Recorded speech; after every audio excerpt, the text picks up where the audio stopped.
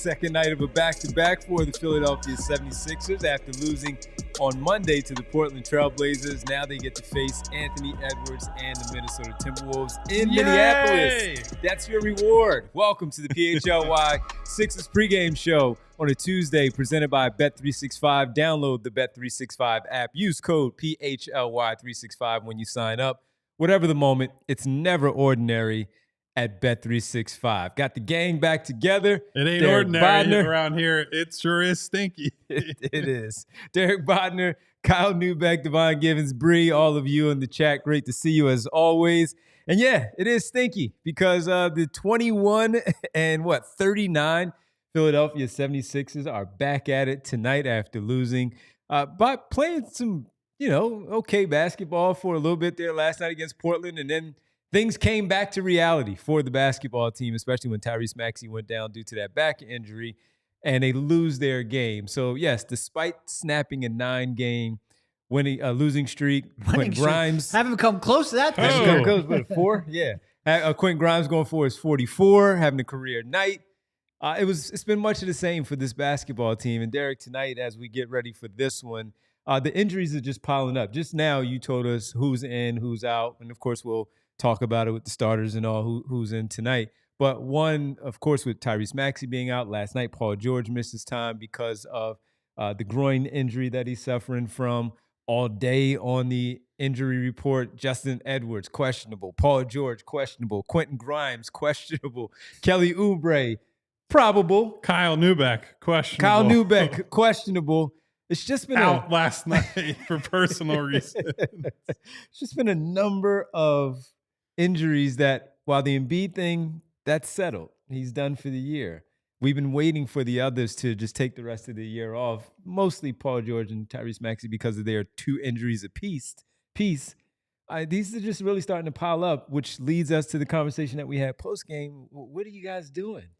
Yeah, I just want to know, how many losses do they have to accumulate, or how many injuries do they have to suffer that will eventually cause them to actually face reality and see what's in front of them, which is a lost The limit season. does not exist, as Lindsay Lohan famously said in Mean Girls. Because when you were watching Tyrese last night, I feel like I've said this about every star player on the Sixers. That was not Tyrese Maxey. It hasn't been Tyrese Maxey in the 4 games. I think he's shooting 27.5% from the field and 9% from 3-point range ever since he suffered that injury. That forget even the back. That is not Tyrese Maxey. He looks afraid to shoot for maybe the first time I know he launched 7 threes in that game. I think 6 in the first quarter. That's because they were giving him a world of space. I have never seen a team give up more space to Tyrese Maxey over the last 3 years than you did last night.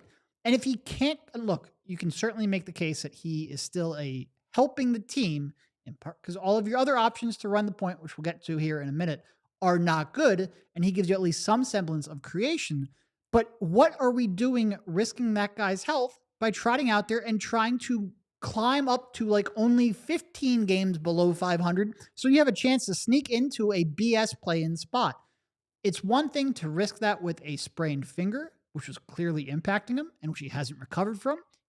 Nick Nurse even said before the game last night that it hasn't gotten any better. But it's another thing to start risking that with a back. And if this is a back injury that lingers and you still play him, that to me is absolutely unconscionable. You are playing for absolute nothing right now, and you have to face that reality. I'm sorry, I'll take it a step further. I think letting him play with this hand-finger thing is nonsense too. And you want to know why I think that?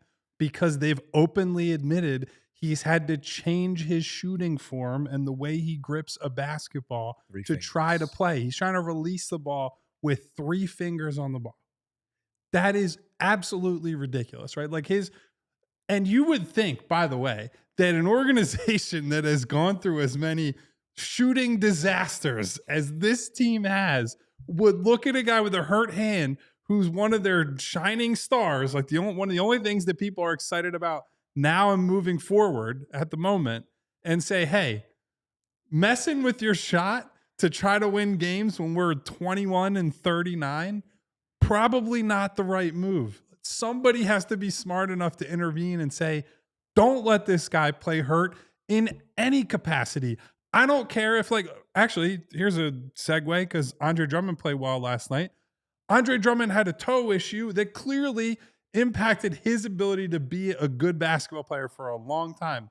If your star guard has a hurt hand and cannot shoot to the extent that teams are sagging off of him and daring him to shoot, don't play him. It's really that simple.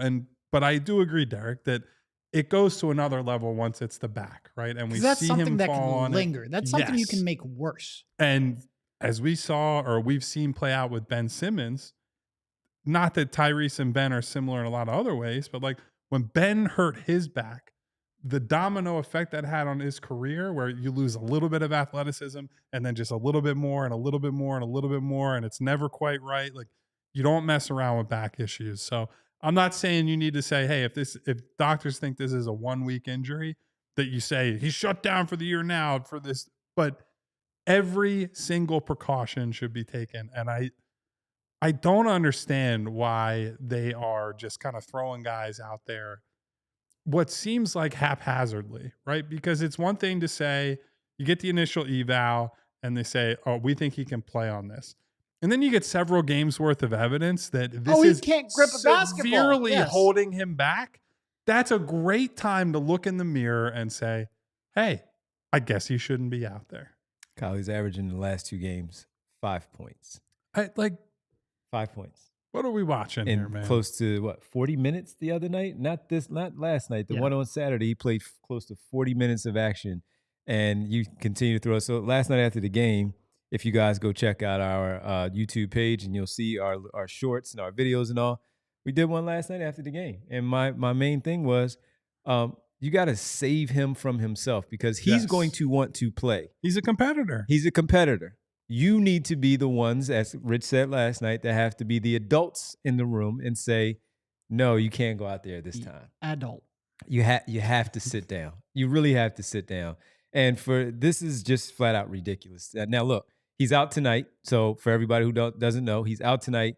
Derek, you told us he was day-to-day, Nick Nurse said last night. They consider him day-to-day. Consider him day-to-day. Guess what?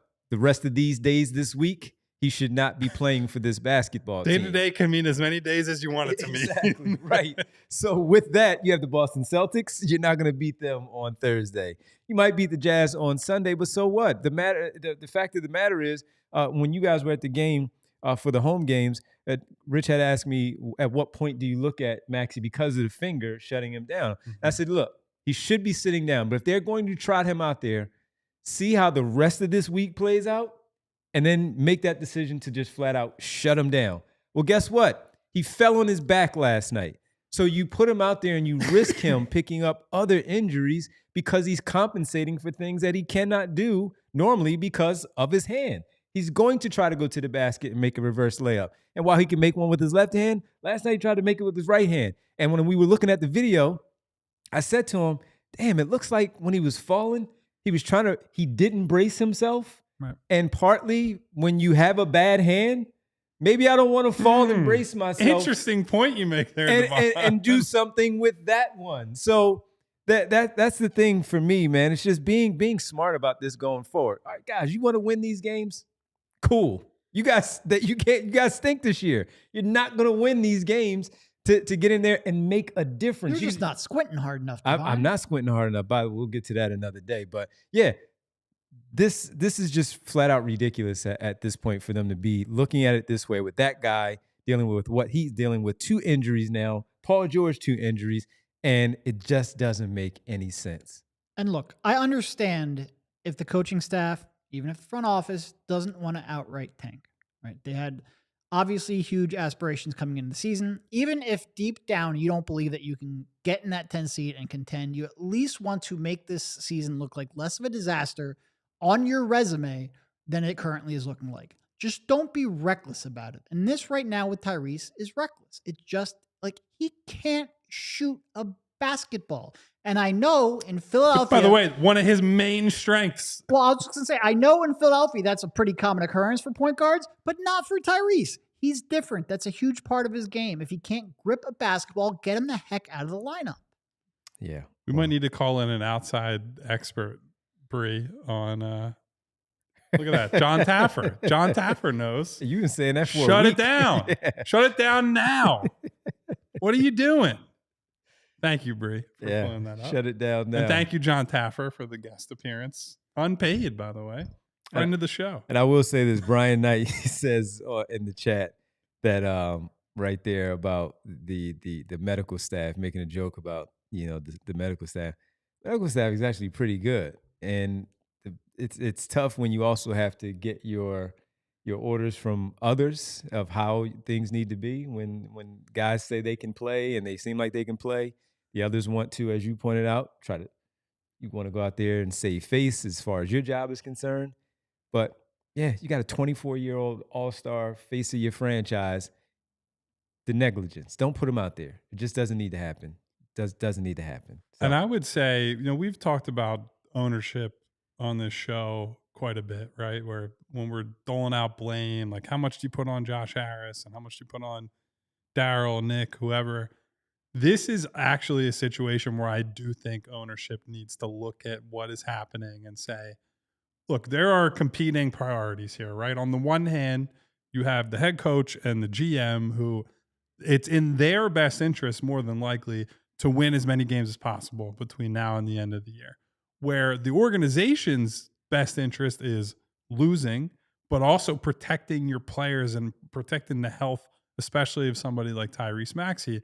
So whether you're pulling the plug on these guys now or just saying to them, I'm making the decision, this kid isn't playing the rest of the year, somebody has to step up and be a leader so that he's not throwing himself in harm's way unnecessarily. Because look, I love Tyrese's competitive spirit. I love that he wants to be out there. I love that he feels ownership in this team in a way that says, like, I'm going to go out there with the hand issue, with this, with that. He still traveled to Minnesota and was hoping that he would play. But like, bigger people have to step in, right? It cannot be about saving people's jobs. Put the player first, because he is a heck of a lot more important than the rest of these people. He has a bad back. Why is he flying to Minneapolis? Why? If he's going to play, or at least try to play against Boston, instead of making that trip, why don't you just have him make the trip to Boston separately to meet you guys in Boston for that Celtics game, instead of flying to Minneapolis after falling on your tailbone the way that he did last night? I don't understand it. And he is one that he'll go down with the ship. He'll take responsibility for how things played out this season. He'll look at, I don't know if he has some incentive in his contract where he has to play a number of games to get something. Who knows? I don't think so. Yeah, and so there's no need, except for this guy just wants to play and he wants to try to do what's best for his basketball team and be a leader for this group. But you don't need that right now. And yes, we selfishly want to see them lose games to keep that top 6 pick. But it's not helping when he's out there and he's passing up shots. So many shots that we've seen him take in his entire Sixers career with ease. He can dribble the basketball. He can't shoot the basketball. And he can assist. He can draw attention and do that. But they also, Chauncey Billups said, you know what? Let him shoot last night because he can't make shots. So that, if you're starting to see that from the opposing team and how they're defending him, they're still going to put respectable defenders on him because he's Tyrese Maxey. But they're going to dare him to do certain things because he cannot right now, and he did not last night in that game. And the other part that you got out of it was a bad back now to go with that bad finger, and that could lead to other problems, as Derek said a little bit earlier. It just makes no sense. Starting off this week, though, Kyle, with that one last night, tough week, back-to-back tonight, Boston on Thursday, Utah back at home, but as we've seen with the Sixers, nothing is easy. No handouts. No handouts, exactly. This is a tough week for them, of course. And at what point with this week being so tough, do you think everything that we just said about you guys aren't going anywhere, you need to make a decision? We're sitting at game 21 after tonight, I think you said. So at the end of the week, we'll be going into game 19 to start off the next week. And at some point, honestly, do they really look at it and just say, all right, yeah, this is our fate? I mean, you have to, right? And we're going to look at some of the other games that are going on tonight. There are a lot of tanking implication games that are going on this evening. And I think if you see like a Brooklyn lose, a Toronto lose, or if a Brooklyn wins and Toronto wins, and the Sixers lose, and all of a sudden it's like, look, this is the reality, right? You thought when we talked in November and December and even as recently as January of, you have X chance to get to this spot in the lottery and like it's really not worth it, blah, blah, blah. But like they have a very reasonable and realistic shot to get to the 5th best odds in the draft. And that is, as Derek has shown you with the charts, that's a material difference, right? That's like something, I think it's close to a 20% odds jump to keep the pick from 6th to 5th. And so like, that's what we're talking about, right? As we bring in the player health is super important and that's number one. But the secondary concern is really the biggest organizational concern. You can keep the pick and you can potentially get a huge injection of young talent to try to supplement these guys, to try to, if you're going to pivot, if you're going to rebuild, retool, whatever the future looks like, that would give you a huge kickstart heading into next year and the years ahead. And so I refuse to believe that they don't have some of that in mind, right? Because also when we get to the starting lineup, you're not playing a point guard, right? Like Quentin Grimes played high school point guard and he's running the team. So I do think there's some of that like it's easy for us to be like, oh, Nick Nurse is a bozo. He wants to use this guy at point guard. A little bit of it could be, yeah, you're going to try stuff because you don't really care about winning right now. Winning would be incidental to what's happening. Yeah. If you're saying like what's going to cause them to shift their priorities, I don't think it's going to be that pick though. I don't think it's going to be, oh, we can go from a, 46% chance to a 65% chance of keeping that pick. It's going to be that play-in, and it's going to be the Chicago Bulls. They're currently 3 wins behind the Bulls. Bulls have a tough game tonight, Cleveland. And then they have Orlando, Miami, Indy, and Brooklyn. So a couple of potential wins there. And then Houston, Utah, and Phoenix. Utah and Phoenix, but that last Phoenix game is March 19th.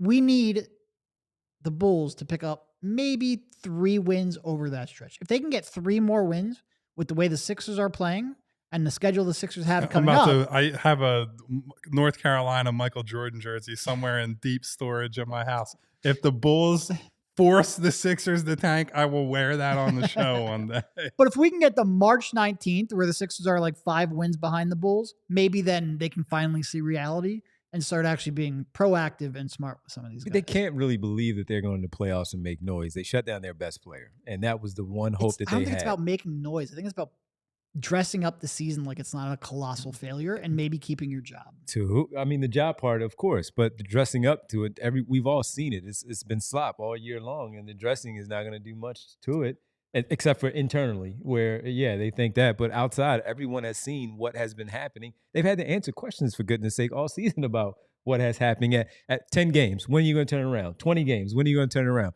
30. When are you going to turn around? And right before Joel went down, he says, if you squint hard enough, as you pointed out, well, it's about time to stop squinting.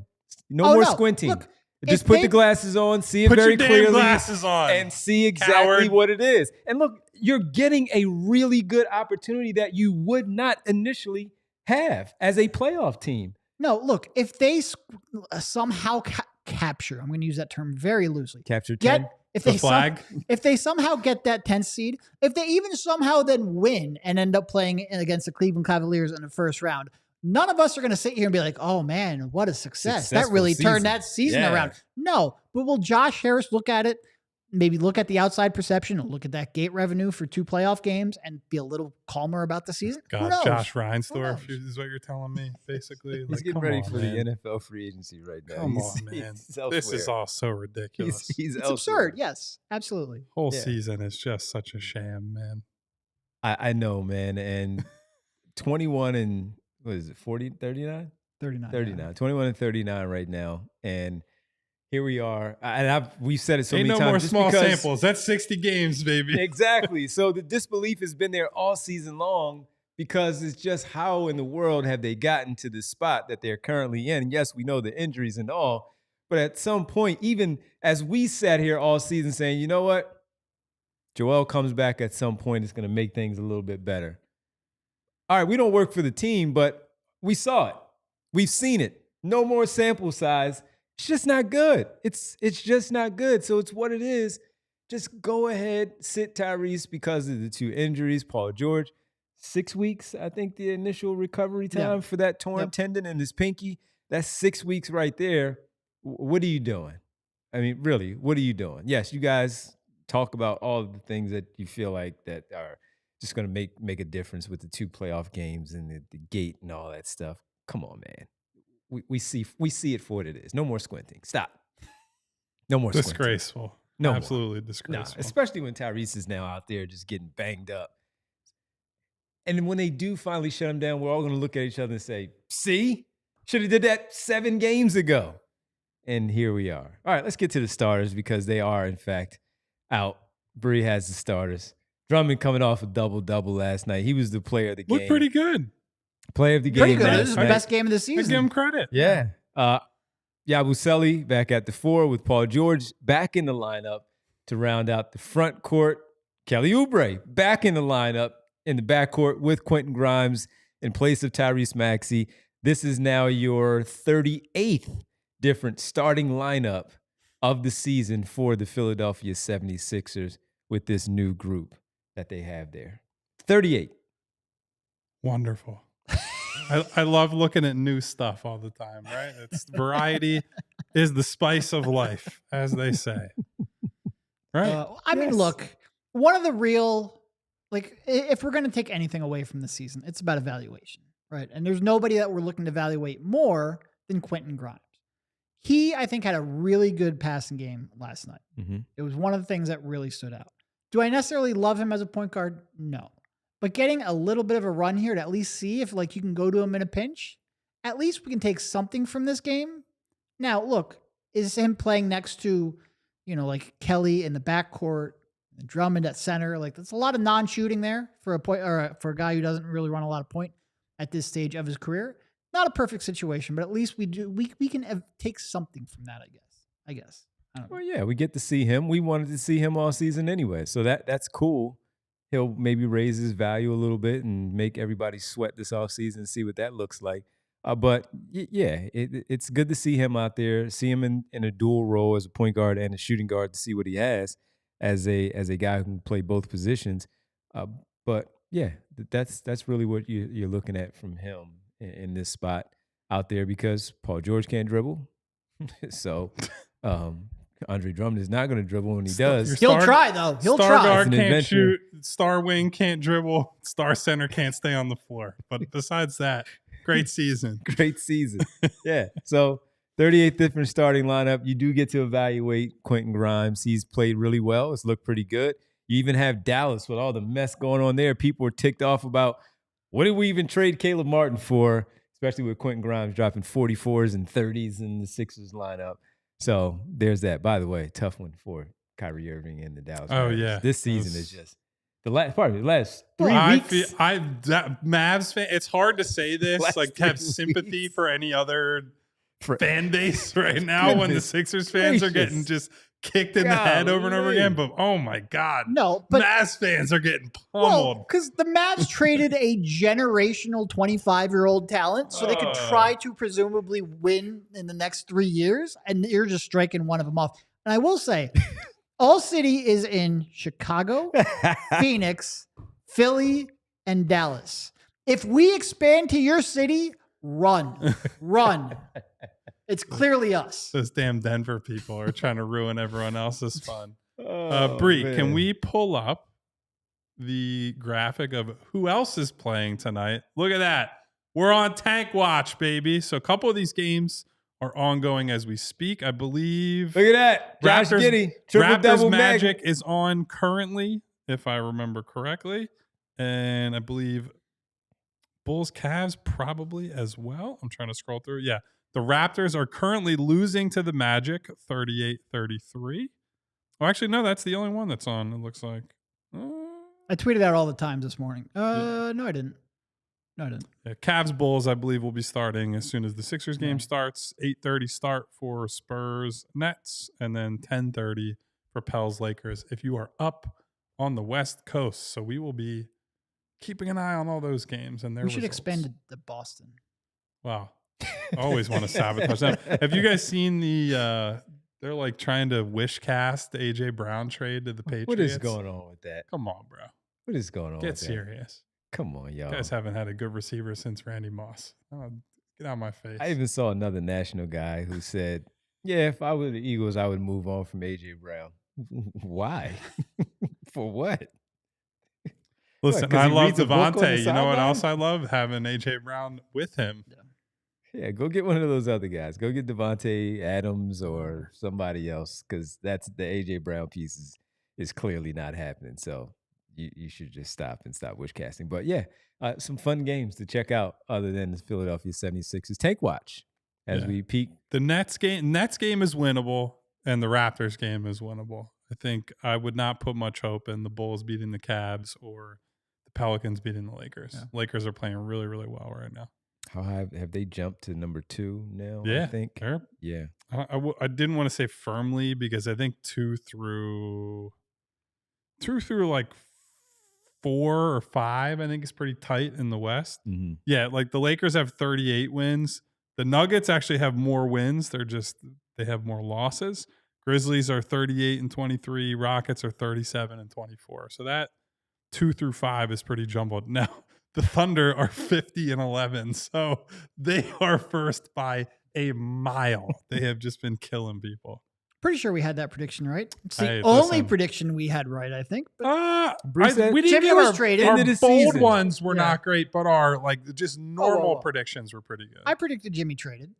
You did. That was my bold one. You did. You also said the Hawks would be buyers, which they were sellers. So it was literally the opposite. So I'm in no position to talk. My bold bets were on Phoenix and Orlando, both of which went south for different reasons. And they started off so well too. Both those teams, they've gone in the other direction since. So yeah, go Bulls. Let's see what happens with the Bulls tonight. Win some games there with the Chicago Bulls. All right, let's get to our pregame picks here for tonight. This pregame pick segment is brought to you by Bet365. Use code PHLY365 when you I sign pray up. that you Whatever did the not. moment, it's never ordinary at Bet365. Sorry for interrupting it, but I pray you did not pick a PG over. I did. I not. really hope that you didn't do it I to did yourself. not. I've learned my lesson. I've learned my lesson with this one and not doing so. Last night, real fast. Last night, I think I had what do we have, Bree? The over for it was Drummond rebounds. Yeah, Drummond rebounds, Right. which he cleared. It was a 10.5, and then you had the assist. And then the for Denny Denny assists. Avdia 4.5. And how many shots did they miss? I was going to say, because he was making Quite a some bit. real nice My passes. gosh! And there was one that would have gotten it to Kamara, an alley-oop right there, and he Mhm. decided to smoke it at the rim. He ended up with 4 assists last night, so we lost it for the people last night on that one. Jess says she tailed it and she lost because of me. Damn. My bad. All right, let's try again tonight, folks, with the Brett 365 picks this evening. Andre Drummond grabbing some boards. No Rudy Gobert for the Minnesota Timberwolves. So some rebounds will be available. You got some other guys in there. Nas Reed will get after it. Jalen McDaniels will get there. So will Anthony Edwards. But I went with the over 10.5 that they set as a starter if he's able to stay on the floor.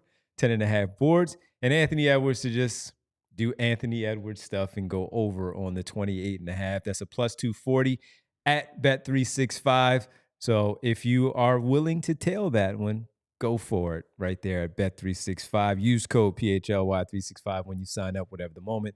It's never ordinary at Bet365. Must be 21 plus and physically located in Pennsylvania. If you or someone you know has a gambling problem and wants help, call 1-800-GAMBLER. Drummond averaging 16 boards per night over his last 2, so that seems like a good chance. Oh, no, it was the Tyrese Maxey over 29.5. And I said, right, Bree? I was like, that's stealing money. It's under. Easy. He ended up with 5 points. That's what it was. All right, we want to see him better, of course, but that was stealing money. I mean, if he's going to His suck, you might as well current make form, money yeah. off Oh, of it. yeah. For you guys, go make some money off of that. Not tonight because he's not playing. All right, we'll be back after the game. We'll discuss it, whatever it is. We'll see what this looks like with the 38th different starting lineup for Nick Nurse as the Sixers take on Anthony It's my Edwards. lucky number, and 38. there you go. I'm completely joking. And the Minnesota Whose Timberwolves. lucky number is 38? I was going to say Kurt Schilling, but I'll Well, stop. stay away from I'll that say one. Exactly. He did win a World Series. But all right, We were just having a conversation tangentially related to that like 20 minutes ago. Yeah. Oh boy. Anyway, thank you, We'll be back Bet365. after the game. Thank you, Bet365. We'll see you on the PHLY Sixers postgame show right here. Enjoy. We all silly like the mayor.